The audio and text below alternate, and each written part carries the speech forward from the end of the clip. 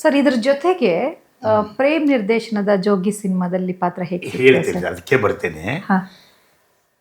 ಈ ಪ್ರೇಮ್ ಅವರು ಹ್ಮ್ ಮೊದಲನೇದಾಗಿ ದೊಡ್ಡ ಕಲಾವಿದರು ಅವರು, ಜೊತೆಗೆ ಅವರು ಜನಪದವನ್ನು ಹೆಚ್ಚು ಮೆಚ್ಚತಕ್ಕಂಥವ್ರು, ಜೊತೆಗೆ ಜನಪದ ಹಾಡುಗಾರರು ಕೂಡ ಅವರು. ಹೌದು.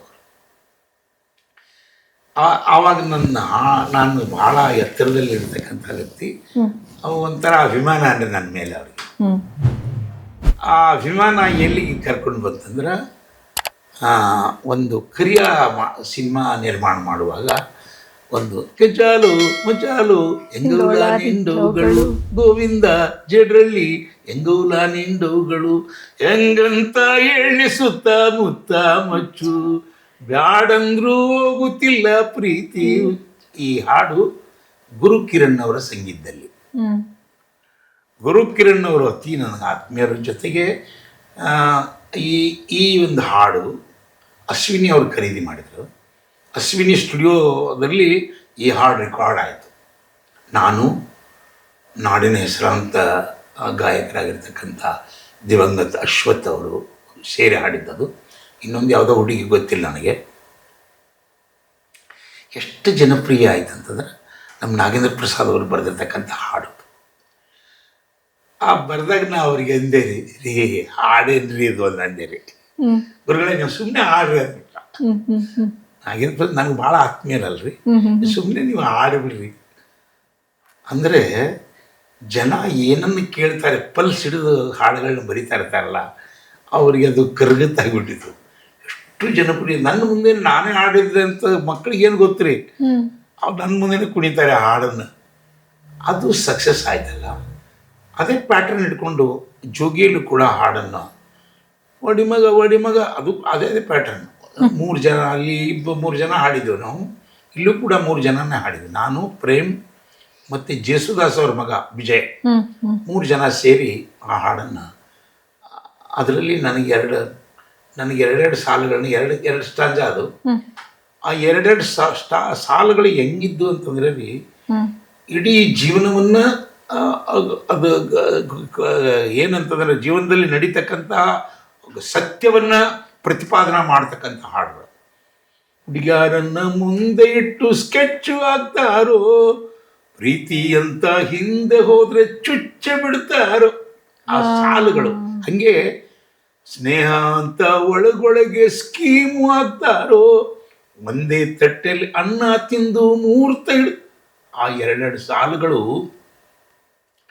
ನನ್ನ ಗುರುರಾಜ್ ಹೊಸಕೋಟೆಯ ಒಂದು ಸಿನಿಮಾದ ಒಂದು ವ್ಯಕ್ತಿಯನ್ನು, ಸಿನಿಮಾ ಕಲಾವಿದನನ್ನು ಎಷ್ಟು ಎತ್ತರಕ್ಕೆ ತೊಗೊಂಡು ಹೋದರೂ ಒಂದು ನಮ್ಮ ಮಹಾನ್ ಹಾಡುಗಾರ ಅಂಥೇಳಿ. ನಾನು ಜನಪದ ಹಾಡುಗಾರ, ಅದನ್ನು ನಮ್ಮ ಮೆಚ್ತಾನೇ ಇರಲಿಲ್ಲ ರೀ. ಸಿನಿಮಾ ಹಾಡನ್ನು ಮೆಚ್ತಿರಲಿಲ್ಲ ನಾನು, ಈಗಲೂ ಮೆಚ್ಚಲ್ಲ ಬಿಡ್ರಿ ನಾನು. ಏನಂತಂದರೆ ಅದ್ರ ಮೇಲೆ ಊಟ ಮಾಡ್ತೇವೆ ಇಷ್ಟು. ಆ ಜೋಗಿ ಆದ ನಂತರ ಅದರಲ್ಲಿ ಪಾತ್ರ ಕೂಡ ಕೊಟ್ಟರು ನನಗೆ. ಅದು ಸಕ್ಸಸ್ ಆದ ನಂತರ ಸೇಮ್ ಅದೇನು ಮುಸ್ಲಿಂ ಕ್ಯಾರೆಕ್ಟರ್ ಮಾಡಿದೆ ನಾನು, ಆ ಚಾಚಾ ಬೂಬಯ್ಯ ಚಾಚಾ ಅಂಥದ್ದು 63 ಸಿನಿಮಾಗಳಲ್ಲಿ ನನ್ನ ಆ ಥರದ ಪಾತ್ರಗಳನ್ನು ಕೊಟ್ಟರು. ನನಗೆ ಒಂಥರ ಬೇಜಾರು ಯಾಕಾಗುತ್ತೆ ಅಂತಂದರೆ, ಸಿನಿಮಾ ಮೇಕರ್ಸು, ಈ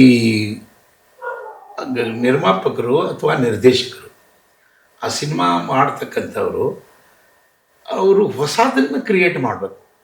ನನಗೆ ಆ ಪಾತ್ರವನ್ನು ಮುಸ್ಲಿಂ ಕ್ಯಾರೆಕ್ಟರ್ ಕೊಟ್ಟಾಗ ಇನ್ನೊಂದು ಸಿನಿಮಾದಲ್ಲಿ ಅದೇ ಕ್ಯಾರೆಕ್ಟರನ್ನು ಕೊಟ್ಟಿರ್ತಕ್ಕಂಥ ವ್ಯಕ್ತಿ ಏನು ಹೇಳೋದು, ಸರ್ ಅದರಲ್ಲಿ ಮಾಡಿದ್ರಲ್ಲ ಹಂಗೆ ಮಾಡಿಬಿಡ್ರಿ ಅಂದ್ರೆ ಅದರ ಅರ್ಥ ಏನು? ಬದಲಾವಣೆ ಇಲ್ಲ, ಹೊಸತನ ಇಲ್ಲ ಅಲ್ಲ. ಇನ್ನೂ ಒಬ್ಬ ಕಲಾವಿದನಲ್ಲಿ ಇನ್ನೂ ಏನೇನಿದೆ ಅಂತ ಹೇಳಿ ಹೆಕ್ಕಿ ತೆಗಿತಕ್ಕಂಥ ಭಾವನೆ ಬೇಡ ರೀ ಅವ್ರಿಗೆ. ಅದೆಲ್ಲ ಇಲ್ಲ ರೀ. ಹೀಗಾಗಿ ನಾ ಸಿನಿಮಾವನ್ನು ಹೆಚ್ಚು ಮೆಚ್ಚಿಕೊಳ್ಳಲ್ಲ ರೀ. ಕಾರಣ ಏನಂತಂದರೆ, ಇವತ್ತಿನ ಸಿನಿಮಾಗಳು ಒಂದು ಹೆಸರಿಗಾಗಿ ಮಾಡ್ತಾರೆ, ಒಂದು ದುಡ್ಡಿಗಾಗಿ ಮಾಡ್ತಾರೆ.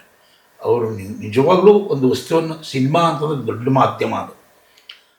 ಆ ಸಿನಿಮಾದಿಂದ ಬಂದಿರತಕ್ಕಂಥದ್ದನ್ನು ಎಷ್ಟು ಜನ ಫಾಲೋ ಮಾಡ್ತಾರೆ ಅಂತಾರೆ, ಇಡೀ ದೇಶದ 99% ಜನ ಫಾಲೋ ಮಾಡ್ತಾರೆ.